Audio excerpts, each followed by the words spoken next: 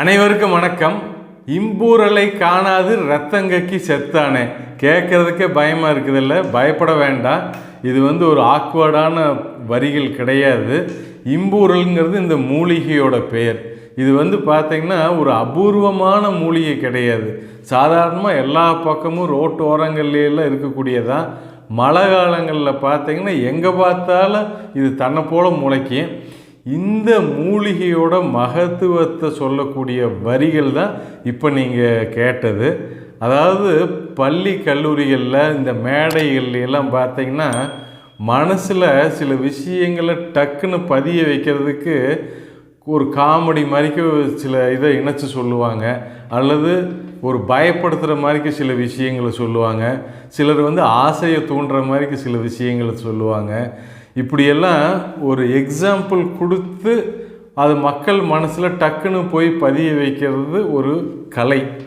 அந்த வகையில் சித்தர் ஸ்ரீ சட்டை முனிநாதர் இந்த இம்பூரலோட மருத்துவ குணத்தை மக்கள் மனசில் ஈஸியாக பதிய வைக்கணும், அவங்க ஆயுசுக்கு அதை ஞாபகமாக வச்சுருக்கணும் அப்படிங்கிறதுக்காக சொன்ன வரிகள் தான் இம்பூரலை காணாது ரத்தங்கக்கி செத்தானே அப்படிங்கிறது. இது கேட்குறதுக்கு ஒரு பயமாகவும் இருக்கும். அதே நேரத்தில் இம்பூரல் ரத்தம் இது ஈஸியாக கோயின்சைட் ஆகி வரக்கூடிய சில வார்த்தைகள். இது மனசுலேயும் டக்குன்னு பதியக்கூடிய ஒரு பாடல் வரி. இனி இந்த உயிர் காக்கும் இம்பூரல் மூலிகையை பற்றி ரொம்ப தெளிவாக விரிவாக சொல்ல போகிறேன், கவனமாக கேளுங்க. இப்போ நீங்கள் வீடியோவில் பார்க்குறதா இம்பூரல் செடியோட ஒரு க்ளோஸ்அப் வியூ. இந்த செடியோட ஹைட்டு எவ்வளோ இருக்குன்னு காட்டுறதுக்கு தான் பின்னாடி ஒரு ஸ்கேல் வச்சுருக்கிறேன். இது மழை காலங்களில் நிறைய முளைக்கக்கூடிய செடி. இதுக்கு இன்புரா, சாய வேர், சிறு வேர்னு நிறைய பேர் இருக்குது. இதோட வேர் மருத்துவத்துக்கு மட்டும் இல்லை, இயற்கை சாயம் தயாரிக்கிறதுக்கும் பயன்படும். இதோட இலைகள் பார்த்திங்கன்னா ஒரு ஈட்டி மாதிரிக்கு இருக்கும். இதில் வெள்ளை கலரில் ஒரு பூ பூத்துருக்கும். இந்த பூ சின்னதாக இவ்வளோதான் இருக்கும். இதுதான் இந்த செடியோட முழுமையான தோற்றம். இப்போ நீங்கள் ஸ்லைடில் பார்க்குற இந்த பாடல் சித்தர் ஸ்ரீ அகஸ்திய மகாமுனிவர் இம்பூரலோட மருத்துவ குணத்தை விளக்கி எழுதின பாடல். இப்போ நீங்கள் பார்க்குற ஸ்லைடில் இம்பூரலோட ஃபேமிலி நேம், பொட்டானிக்கல் நேம், அதோட ஃபைட்டோ கெமிக்கல் டீட்டெயில்ஸ் இருக்குது. இந்த தாவர வேதியியல் பொருட்களோட விவரங்கள் சிலருக்கு பயன்படுங்கிறதுனால இங்கே பதிவிடுறேன். அடுத்ததாக இம்பூரலோட மருத்துவ குணங்கள் என்னங்கிறத பார்க்கலாம். இப்போ நம்ம வாழ்ந்துட்டு இருக்கிற காலகட்டம் நம்ம சுவாச உறுப்புகளை பாதிக்கக்கூடிய ஒரு மோசமான நோய் தொற்று காலத்தில் வாழ்ந்துகிட்டு இருக்கிறோம். இந்த நேரத்தில் எல்லாரும் அவசியம் தெரிஞ்சு வச்சுக்கிட்டு பயன்படுத்தக்கூடிய ஒரு உயிர்காக்கும் மூலிகை தான் இந்த இம்பூரல். பார்த்தா துளியுன்னு இருக்கு, ஆனால் பெரிய பெரிய வேலையெல்லாம் செய்யும்.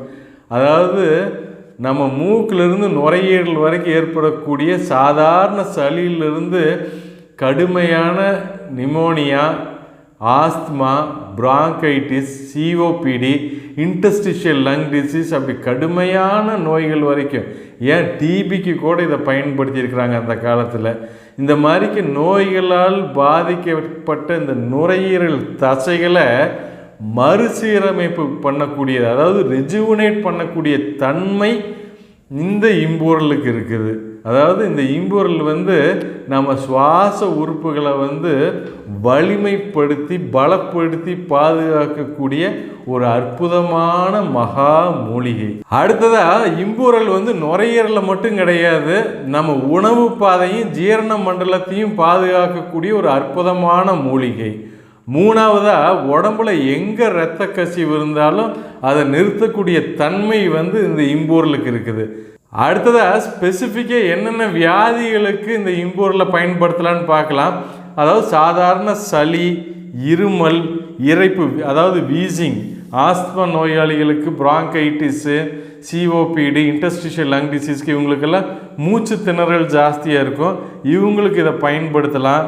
கபக்கட்டு, தொண்டை வலி, காச நோய், வாய்ப்புண், குடல் புண், சீதபேதி, கல்லீரல் பாதிப்புகள், ஈறுகளில் ஏற்படக்கூடிய இரத்த கசிவு, முக்கியமாக நிறைய லேடிஸ் வந்து இந்த பீரியட் டைமில் ப்ளீடிங் ரொம்ப ஜாஸ்தியாக இருக்குது, கண்ட்ரோல் பண்ண முடியல, என்ன பண்ணலான்னு ஒரு கேள்வி கேட்டிருந்தாங்க.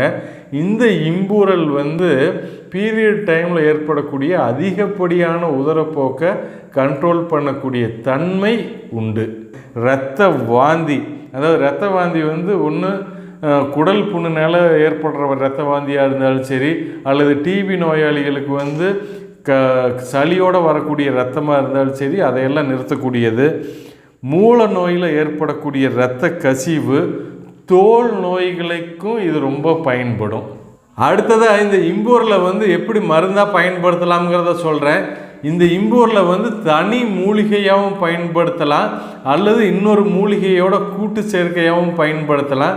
இப்போ நுரையீரல் நோய்களுக்கு, அதாவது இருமல், சளி, இந்த தொண்டை கட்டு, கபம், தீராத தொடர் இருமலுக்கு வந்து இதை வந்து எப்படி பயன்படுத்தலாம் அப்படின்னா, இந்த மூலிகை பச்சையாக கிடச்சதுன்னா எடுத்துக்கங்க, அல்லது இதோட பொடியை வாங்கிக்கோங்க.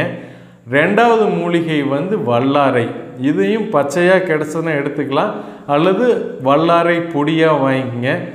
இதில் ஒரு ஸ்பூன் அதில் ஒரு ஸ்பூன் எடுத்து அரிசி மாவில் கலந்து அடையாக சுட்டு சாப்பிடுங்க, அல்லது தோசையாக சுட்டு சாப்பிடுங்க. நுரையீரல் நோய்களை சுத்தமாக குணப்படுத்திடும், பயப்படவே தேவையில்லை. ரெண்டாவதாக, இந்த நுரையீரல் பாதிப்புகளுக்கு நீங்கள் ரெடிமேடாக செஞ்சு வச்சுக்கிறதுக்கு ஒரு சிம்பிள் ஃபார்முலா சொல்கிறேன். இந்த இம்பூரல் வந்து வேரோட பச்சையாக கிடச்சதுன்னா முழு செடியும் ஒரு 100 கிராம் எடுத்துக்குங்க. வல்லாரையை வந்து இலையை மட்டும் ஒரு 100 கிராம் எடுத்துக்கங்க. இப்போ 200 கிராம் ஆயிடுச்சு. மூணாவது வந்து அதிமதுரம் வந்து ஒரு 100 கிராம். நாலாவது வந்து மிளகு 50 கிராம். இதை எல்லாத்தையும் மிக்சியில் போட்டு நல்லா அடிச்சிங்கன்னு வச்சுங்களேன், கொல மாவு மாதிரிக்கு பேஸ்ட் மாதிரிக்கு ஆயிரும். இதை வந்து ஒரு சுண்டைக்காய் அளவுக்கு மாத்திரையாக உருட்டி நிழலில் காய வச்சு ஒரு பாட்டிலில் பத்திரம் பண்ணி வச்சுக்கலாம். கிட்டத்தட்ட 1 வருஷத்துக்கு வரைக்கும் கெடாது, தாங்கும். எந்த வகையான நுரையீரல் பாதிப்புகள் இருந்தாலும் இந்த குளிகையில் காலையில் ஒன்று, மதியானம் ஒன்று, நைட்டு ஒன்று வெந்நீரில் உணவுக்கு பின்னாடி சாப்பிட்டிங்கன்னா நுரையீரல் பாதிப்புகள் கம்ப்ளீட்டாக சரியாக போயிடும். அடுத்ததாக வாய் புண், குடல் புண், வயிறு எரிச்சல், இன்னும் நிறைய பேர்த்துக்கு இந்த உதட்டில் ஓரத்துல எல்லாம் புண்ணாக இருக்கும். இவங்களுக்கெல்லாம் என்ன பண்ணுறீங்க அப்படின்னா, இந்த மூலிகை வந்து பச்சையாக கிடச்சிது அப்படின்னா இதோட சாறு 20 ml 1 டம்ளர் பாலில் கலந்து கூட சர்க்கரை, பனங்கல்கண்டு சேர்த்து சூடு பண்ணி குடிக்கலாம். சப்போஸ் இது பச்சையாக கிடைக்கல அப்படின்னா இதோட பொடியை வாங்கி 1 ஸ்பூன் பொடியை வந்து இதே மாதிரிக்க பாலில் கலந்துக்குங்க.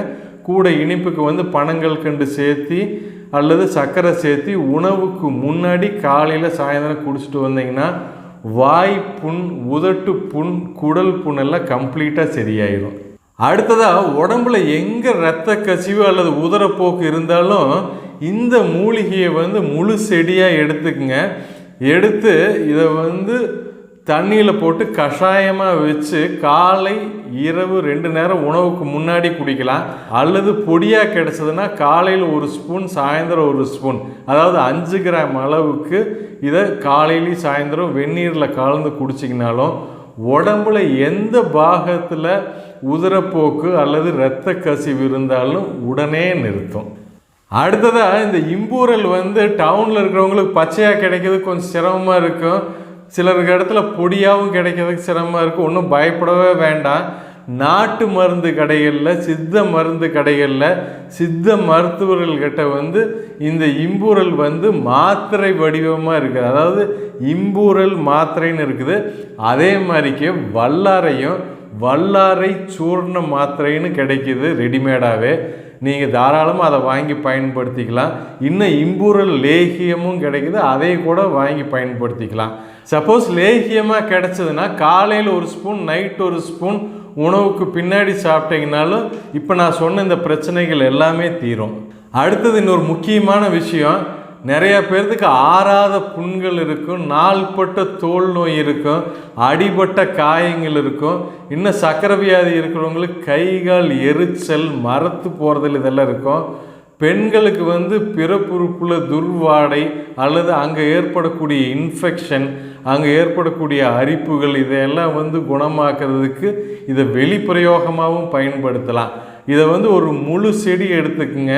உதாரணத்துக்கு இது ஒரு 50 கிராம் செடினா ஒரு அரை லிட்டர் தண்ணியில் போட்டு நல்லா கொதிக்க வச்சு அந்த தண்ணி வெது வெதுன்னு இருக்கும்போது பாதிக்கப்பட்ட இடங்களை கழுவலாம். இது காலையில் சாயந்தரம் 2 நேரம் செஞ்சிங்கன்னா இந்த மாதிரிக்க பிரச்சனைகளில் ஈஸியாக குணமாகும்.